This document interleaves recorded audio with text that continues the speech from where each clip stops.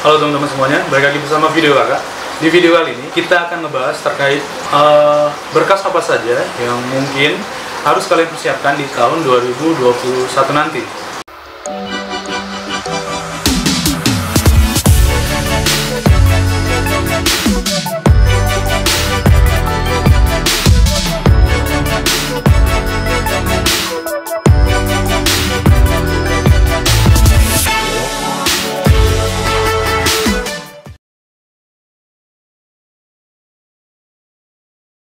Lagi-lagi, kita masih dengan orang yang sama, dua orang dari Taruna SCTD. Kita akan cari tahu apa aja sih perubahan yang ada di pemberkasan kalau kalian mau daftar ke SCTD maupun ke sekolah kedinasan yang ada di naungan Kementerian Perhubungan, kayak gitu ya. Yang masuk dalam ruang lingkup si pencatat, teman-teman.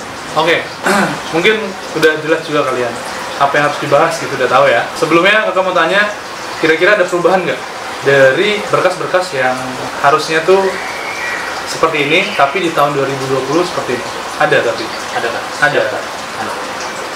Contohnya, kakak minta tolong jelaskan dari awal sampai akhir, itu apa aja yang berbeda?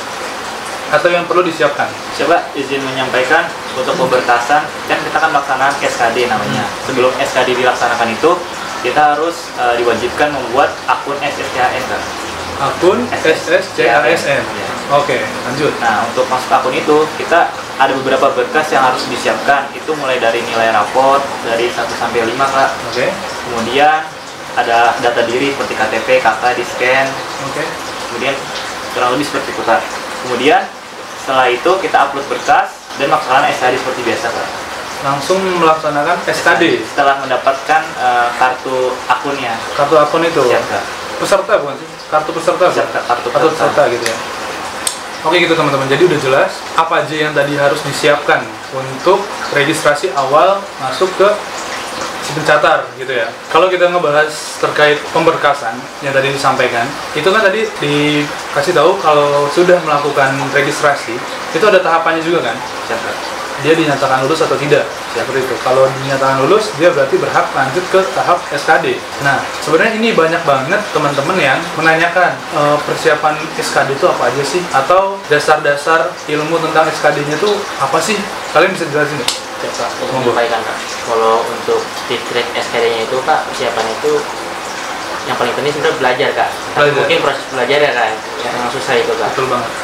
Nah, mungkin kalau untuk saya itu kan belajarnya itu nggak nyampe setahun 2 tahun Kak, hanya 3 bulan Kak, kurang lebih 3 bulanan. Itu biasanya yang paling mudah itu membaca-baca soal-soal dari SKD tahun-tahun lalu Kak. Oke. Tapi untuk tahun ini itu SKD-nya itu berbeda Kak. Bedanya di mana? Untuk soal TWK-nya itu kalau tahun lalu kan mungkin tentang undang-undang atau apa. Tapi kalau untuk tahun ini lebih ke implementasi Pancasila Kak. Oke, ya. Biasanya Pancasila itu tentang kehidupan sehari-hari, tentang yang berpedoman kepada Pancasila. Oke. Itu. Ya, Kak. Ada tambahan mungkin? Siap, Kak, izin menyampaikan mungkin untuk rekan-rekan sekalian lebih mengeksplor lagi materi-materi SKD, karena yang saya alami kemarin untuk belajar SKD itu nggak harus berpacu pada buku-buku yang dikeluarkan itu, karena di YouTube juga banyak banget update-annya dari orang-orang yang memberikan ilmu dan sumbernya Kak. Jadi lebih up to date ke YouTube sih Kak kalau saya kemarin belajarnya. Oke gitu. Referensinya ya. Siap, Kak. Tapi beli buku juga nggak sih? Siap, Kak, untuk itu beli Kak. Beli buku juga di mana? Gramedia. Siap, Kak. Dan dibarengi dengan nonton video-video YouTube, kayak gitu. Jadi persiapannya berapa lama untuk belajar SKD? Siap, Kak, izin menyampaikan karena saya basicnya SMA. Oke.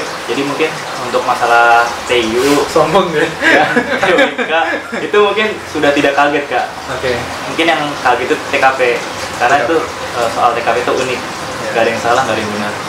Kurang lebih persiapan cukup banyak Kak. Setelah UN, mungkin saya Langsung terus belajar Kak, untuk Ada kira-kira berapa bulan? Siap, mungkin 2 bulan Kak. 2 bulanan untuk belajar SKD. Nah, jadi teman-teman perlu disiapkan dengan baik-baik untuk tes SKD ini, karena jujur banget SKD ini hal yang paling besar ya, menggugurkan calon taruna, betul kan, dibanding dengan tes-tes yang lain. Masih nggak gak angkatan kalian itu ada berapa orang yang daftar? Coba ingin menyampaikan Kak, kalau untuk di di jurusan saya Kak, di MTP itu di STD untuk formasi pola pembibitan Kementerian Perhubungan itu kemarin itu yang daftar hampir kurang lebih 1.200 Kak. 1.200 untuk yang MTP? Iya. Itu Kementerian Perhubungan, jalur Ya. Kementerian Perhubungan. Oke. Ingat, Siap Kak, izin menyampaikan untuk jumlah pastinya sih tidak yakin, tapi yang saya lihat mungkin banyak Pak. Banyak banget ya. Banyak sekali Kak. betul. Untuk kuota kalian satu angkatan itu mencapai berapa sekarang? Coba ingin menyampaikan Kak, kalau untuk yang D4 transportasi daratnya itu untuk pola pembibitan Pemdanya itu ada 360, pusatnya 72. Untuk yang D3 MTJ itu Pemdanya juga 360, Oke. pusatnya 24. Oke. Tapi untuk yang MTP itu pola pembibitan pusatnya itu 72 dan Pemdanya hanya 24. Oke, totalnya Kurang lebih. nyampe 1.000? Siap. Oh nyampe? Kurang lebih 1.000-an Kak. Ribuan ya? Kalau yang sebelumnya kayaknya nggak nyampe 1.000, 912 ya kan? Berarti angkatan kalian lebih banyak, Kurang lebih 1.000 sih Kak. kurang dari 1.000 Kak? Jadi hampir-hampir sama aja kali ya. Siap, Kak. Kemungkinan nih di tahun 2021 sama, itu 900 lebih juga, hampir 1.000. Jadi teman-teman nih harus dipersiapkan dengan sebaik mungkin untuk tes SKD-nya. Oke, mungkin kakak rasa untuk SKD cukup. Intinya kan kalian harus belajar dan memahami gitu kan, apa ya materi-materinya. Tahu nggak sih ada perbedaan passing grade yang 2019 sama 2020? Sempat tahu ya? Izin menyampaikan tahu nggak? Bisa diinfoin nggak teman-teman? Siap Kak, izin menyampaikan untuk passing grade itu ada perubahan Kak. Tepatnya di tes TKP untuk tahun kemarin itu ada passing grade 143. Yang tahun sekarang yang saya alami itu terjadi penurunan menjadi 126 Kak. Yang lainnya, materi lainnya ada perubahan juga? Siap Kak, izin menyampaikan tidak Kak. Masih sama? Siap Kak. Suka izin menambahkan Kak, karena adanya pengurangan Kak, itu jadinya yang lolosnya itu lebih banyak Kak, lolos passing grade. Oke. Nah, setelah lolos itu biasanya ada rankingan Kak. Rankingan? Ya Kak. Kadang ada yang udah lolos passing grade, tapi kalah di rankingan Kak. Oh iya, oke. Jadi walaupun kalian dinyatakan lulus passing grade, tapi ada perankingan lagi Siap, gitu Kak. ya. Siapa nilai yang paling tertinggi gitu. Siap, Kak. Siap. Oke. Ini lucu loh. Jadi tahun 2019 itu ada yang namanya lulus cadangan. Di kalian nggak ada? Ya Kak, bisa menyampaikan.